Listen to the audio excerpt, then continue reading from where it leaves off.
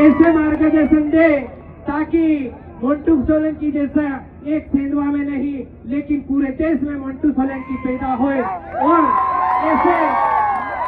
ऐसे ही मंटू सोलंकी पूरे देश में होगा तो सामाजिक तौर पे आदिवासियों का विकास और संरक्षण कर सके। मंटू लावा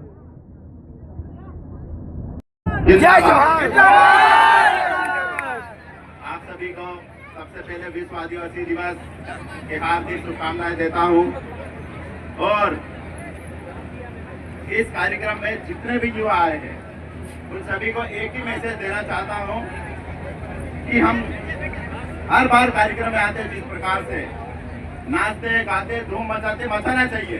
हमारा इलाका है, हमारा क्षेत्र है, हमारा राज्य है और हमारा देश भी है। मैं एक ही बात बोलता हूं कि हर बार मैंने सुना है आदिवासी इस देश का मालिक है। अरे मालिक हो तो मालिक जैसा व्यवहार चालू कर दो। बोलो फॉरेस्ट वाले उनको जंगल में जाके अगर हमारे को कोई परेशान करता है कि जंगल हमारा है, अगर तेरा है तो तू बता दे तेरे कागज लाके, नहीं तो हम बता देंगे हमारे गांव का काकड़ कहाँ है, हमारे गांव का दिवासा बाबा कहाँ है, बुढ़िया बाबा कहाँ है, जितने भी हमारे देवी देवता सब बता देंगे, लेकिन फॉरेस्ट वाला कभी नहीं बता पाएगा। तो आप लोगों से एक ही बात करूंगा मैं कि मालिक हो तो मालिक जैसा व्यवहार चालू कर दो। और उसके लिए तुम्हारे को आज की तारीख में सबसे जरूरी एक ही हथियार है हमारे पास मालिक जैसा रहने के लिए, लड़ने के लिए, और वो चीज है वो शिक्षा है। सरकार चाहती है कि आदिवासी अनपढ़ रहे, अनपढ़ रहेगा, कमजोर रहेगा, भूखा रहेगा, तब वो हमारे हक और अधिकार की बात नहीं करेगा, हमारे समाज की बात नहीं करेगा। वो यही चाहती है सरकार कि हमारे युवा अनपढ़ और बेरोजगार रहे। लेकिन आपको मैं एक ही बात बताना चाहता हूँ कि आप लोगों ने सभी ने मेरे को एक मौका दिया है विधानसभा में आपकी बात उठाने के लिए। मैं बात उठा रहा हूँ वहाँ, मैं युवाओं की बात उठा रहा, मैं किसानों की बात उठा रहा हूँ, लेकिन सरकार हमारे को सुनने को तैयार नहीं है। हमने देख रहे हैं कि छोटे छोटे बच्चे उनके हक अधिकार के लिए पैदल जाते हैं, लेकिन कोई भी अधिकारी, कोई भी नेता वहाँ पर उनके पास जाके खड़ा नहीं रहता कि क्या समस्या बताओ करके। हमारे किसान यहाँ घट्टे बट्टे में 8-8 दिन तक खाद के लिए लड़े हैं, लेकिन उनको खाद नहीं मिल रहा है। सरकार की बस यही प्लानिंग है कि सरकारी गोदामों में खाद मत दो, प्राइवेट के पास खाद दो, और वो 200-250 रुपए वाला खाद हमारे आदिवासी गरीब किसानों को 600-700 रुपए में बेचने को तैयार है।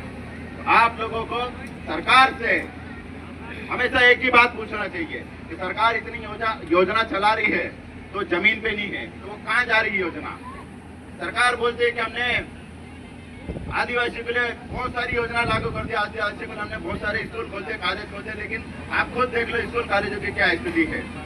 भाजपा सरकार जिस प्रकार से हमारे आदिवासी समाज को खत्म करने का काम कर रही है उसका एक छोटा सा उदाहरण है। आज हम इतनी तादाद में यहाँ पर आए हैं, हमारे बहुत सारे नेता आदिवासी भी है, लेकिन किसी ने विश्व आदिवासी दिवस की बधाई नहीं दी, और अगर किसी ने दी तो 1 घंटे में उसने पोस्ट तक डिलीट कर दी। इतना किस चीज से दबाव, किस चीज से डरते हैं वो? अगर डरते हैं तो वो हमारी बात कैसे कर पाएंगे? अगर वो नेता जो हमारे समाज की बात करने से डरता है, हमारे समाज की बात उठाने से डरता है, हमारे समाज को विश्व आदिवासी दिवस की बधाई देने से डरता है, तो समझ जाओ कि वो इतना डरपोक है, वो हमारी आवाज नहीं उठा सकता है। तो हमारे बीच में हमारी आवाज मजबूती से उठा सके ऐसे आदमी होना चाहिए जो आदिवासियों की बात उठाए। यहाँ 80% से ज्यादा हमारे बड़वानी जिले में आदिवासी लोग हैं, लेकिन हमारे आदिवासियों पे जब अन्याय अत्याचार की बात आता है तो कौन आवाज उठाता है? हमारे गजानन दादा है, राजेश दादा है, गेंद्राम दादा है, विक्रम भैया है, ये सब लोग जो सामाजिक संगठन को लेके चलते, इनके अलावा आपने देखना कभी भी कोई आवाज उठाने को तैयार नहीं होता है। ऐसी क्या मजबूरी है नेताओं की जो हमारे समाज की आवाज नहीं उठाती है? मैं भले नेता बन गया हूँ, लेकिन मैं समाज की नेतागिरी करता हूँ, मेरे आदिवासी समाज की नेतागिरी करता हूँ, और मेरे समाज में जब भी मुसीबत आएगी मैं आपका भाई हूँ, मैं हमारे वरिष्ठ लोगों का बेटा हूँ मैं। अगर मेरे समाज में मुसीबत आएगी तो किसी को छोड़ूंगा नहीं, मैं आपके खुले मंच से शासन प्रशासन के साथ मेरे समाज के लोग भोले वाले हैं, इसका मतलब ये नहीं है कि वो बेवकूफ है। और अगर बेवकूफ बनाने की किसी ने कोशिश करी तो हमारे युवा आप सब जागरूक है।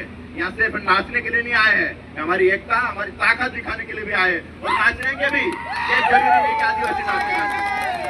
तो आप मैं वही बार बार बोलना चाहता हूँ कि हमारी ताकत, ये जितनी ताकत दिख रही है, अगर हमारे मुद्दों पे जाके खड़े हो जाएंगे तो किसी की हिम्मत नहीं कि हमारे आदिवासी के साथ में कोई गलत कर दे।